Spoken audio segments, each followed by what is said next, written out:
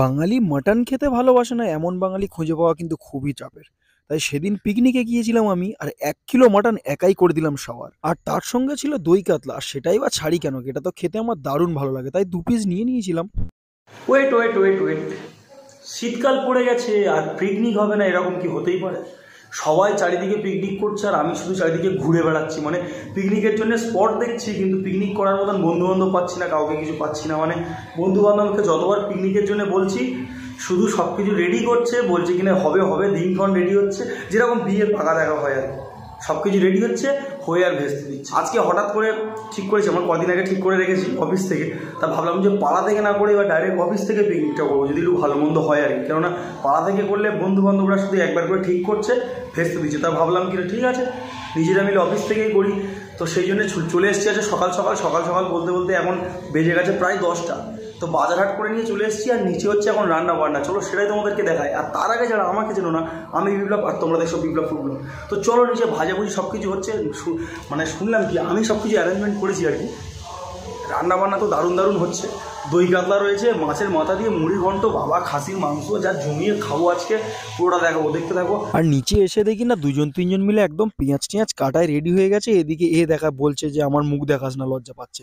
আর এদিকে পেঁয়াজ টিয়াজ কাটছে আমাদের রবি, মানে ও একদম এক্সপার্ট লোক আর কি, মানে রান্নি বলাই চলে। এবছর যাই ও রান্না বান্না করেনি, কেননা আগের বছর বলছিল যে রান্না বান্না করলে আমার খেতে অসুবিধা হয়, ওই জন্য আমরা রান্নি ঠিকঠাক করে নিয়ে গেছি। তাই রান্না বান্না একজন করে দিলে তাহলে আমাদের টেনশনটা থাকে না আর কি। আর নিজেদের মধ্যে কেউ রান্না করলে একটু মজা হয়, তবে যে রান্না বান্না করে সে খেতে পারে না, একটু কষ্ট হয় আর কি ওর।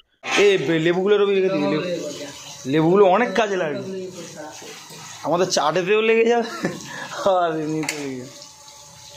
এই দেখে পটি রয়েছে।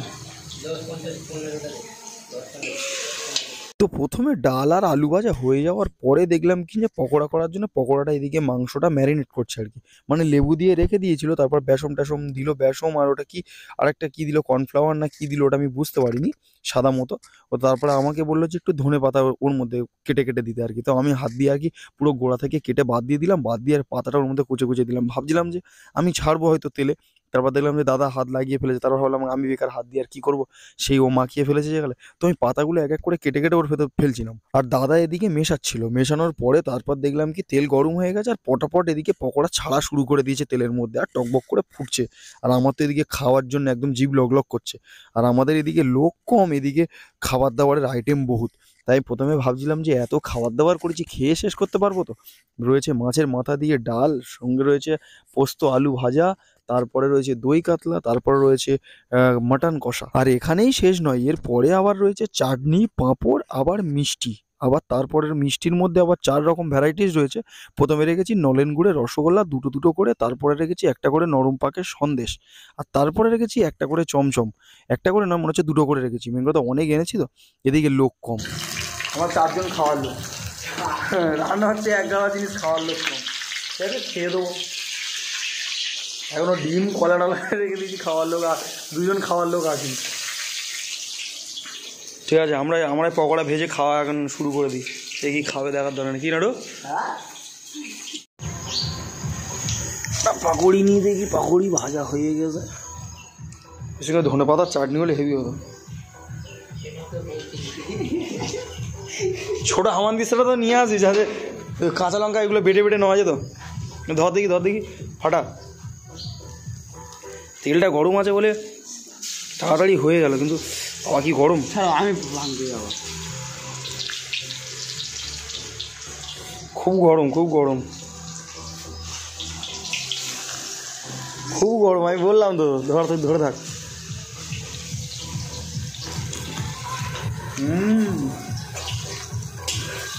খুব গরম।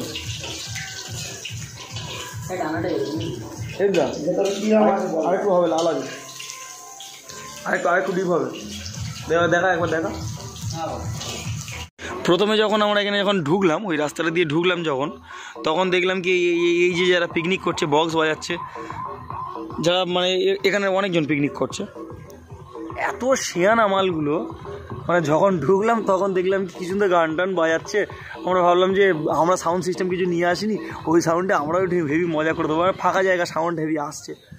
ও মা তাহলে কিছুক্ষণ পরে বক্সগুলো ঘুরিয়ে দিয়েছে, ভেবেছে যে ওদের বক্সে যদি আমরাও মজা করি। মালগুলো বক্সগুলো ওইদিকে মুখ করে দিয়েছে, সাউন্ডটা অনেক কমে গেছে আগের থেকে। কি বলবো, শিয়ানাগিরি কত রকমের শিয়ানাগিরি হয় আর কি।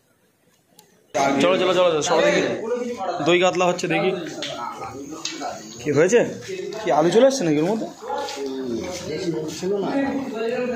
একসঙ্গে রাখা ছিল তো। দই কাতলা হচ্ছে এখন, আরেকটু জুসটা মানে মরে যাবে তাই তো, পুরো একদম মানে একদম কাই কাই হয়ে যাবে। ডাল তো রেডি হয়ে গেছে, এখনো মাটনটা বাকি আছে। চলো এবার ওপরের দিকে যাওয়া যাক। বাবা এখানে খুব রোদ্দুর, এখানে শুয়েছিলাম, এত চোখে রোদ্দুর পড়ছে তাকাতে পারছি না। টেবিলটা নিয়ে বাবা, এসব ভালো জিনিস নিয়ে একদম এখানে রোদ্দুরে বস। শীতকালে তুই ছাওয়াতে বসবি কেন? বিজাও সবসময় মানে স্ট্যান্ডার্ডিটি রাখতে হবে, স্ট্যান্ডার্ডিটি। তুই একটা কাজ কর, নাইটি পরে ওখানে নাচ। স্যান্ডি আর ওটা কি ব্র্যান্ডি, দুজনে এখানে নাইটি পরে নাচ তোরা।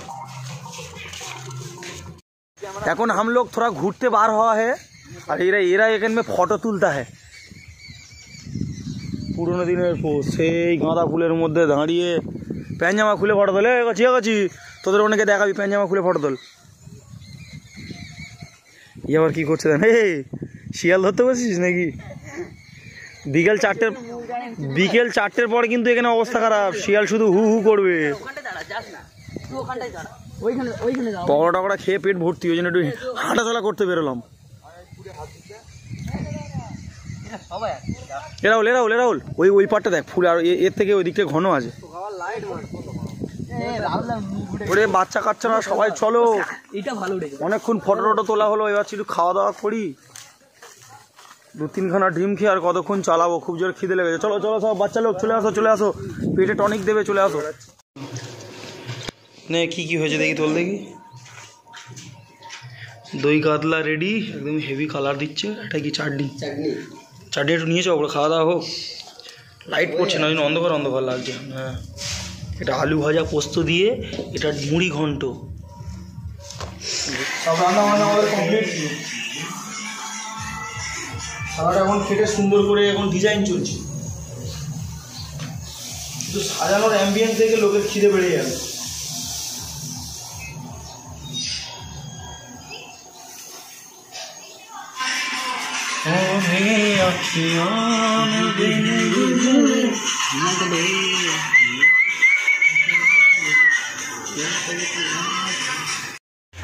তো রান্না বান্না একে একে সব কমপ্লিট হয়ে গেছে, এবার খাওয়া দাওয়া হবে। এতক্ষণ ধরে সব ফটো তুলছিল, ওই যে বাগানটা দেখাচ্ছিলাম, বাগানে সব ফটো তুলছিল। এরকম জায়গায় খেলে ভালো হবে, প্লেসটা বেশ হেভি। এগুলো নামিনি, চেয়ার টেবিলগুলো সব উপরে রাখা রয়েছে, ওগুলো নামাই, নিচে খাওয়া দাওয়া হবে। তো তারপর চলে আসি সোজা খাওয়ার টেবিলে। তো প্রথমেই যেটা দিয়ে দিয়েছে আমাকে, একটা গন্ধরাজ লেবু বলা ভুল, ওটা পাতিলেবু কেটে নিয়েছিলাম নিজের মতো, সঙ্গে একটু আলু ভাজাও নিয়ে নিয়েছিলাম বেশি করে। আর তার ডালটা তো আমি খেতে প্রচণ্ড ভালোবাসি, ডালটা খেতে। তো মাছের মাথা দিয়ে ডাল সেহেতু একবার ভাত নিয়েছি আর ডালটা দিয়ে পুরোটাই ভিজিয়ে নিয়েছি আর কি। তো প্রথমবারে লেবু ছড়িয়ে দিয়ে যখন মুখে দিলাম, আমার মনে হচ্ছে খাসির মাংস কিছু দরকার নেই, এটাই হলে আমি পুরো ভাতটা খেয়ে নেবো।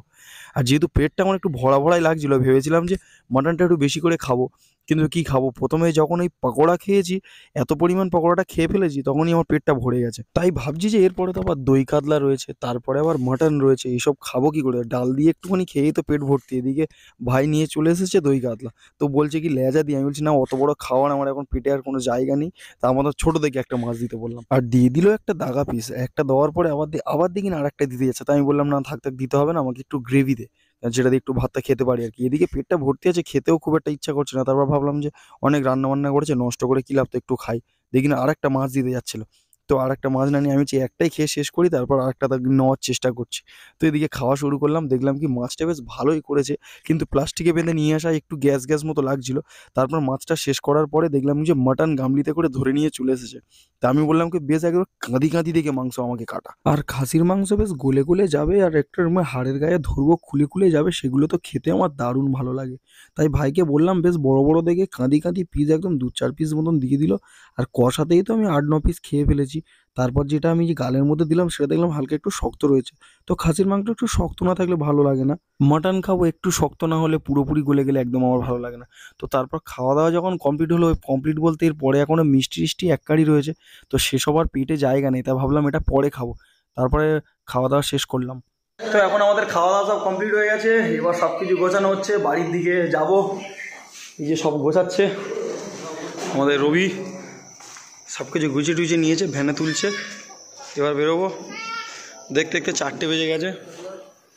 তো ব্লগটা বেশি বড় করবো না, চলো এখানে শেষ করা যাক। দেখা হচ্ছে আরও একটা নতুন ব্লগে। আর চ্যানেলে যারা নতুন রয়েছে তারা প্লিজ সাবস্ক্রাইবটা করে নিও। তো চলো, বাই বাই।